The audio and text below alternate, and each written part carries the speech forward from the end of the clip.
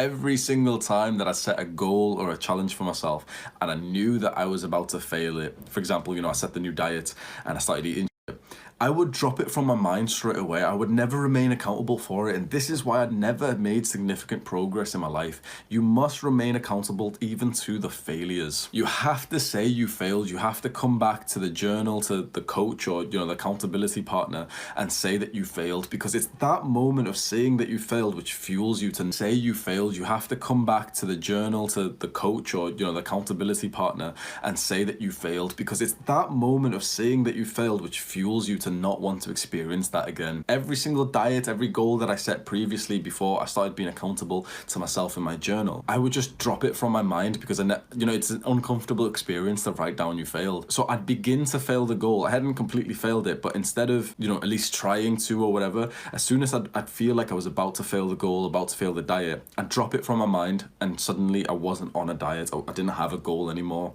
And so now, with clear-headedness, I could go and binge eat and just do all the fucking about that I wanted. The mistake I made was never valuing accountability. And it's so much more valuable when you have someone else keeping you accountable who you really don't want to disappoint.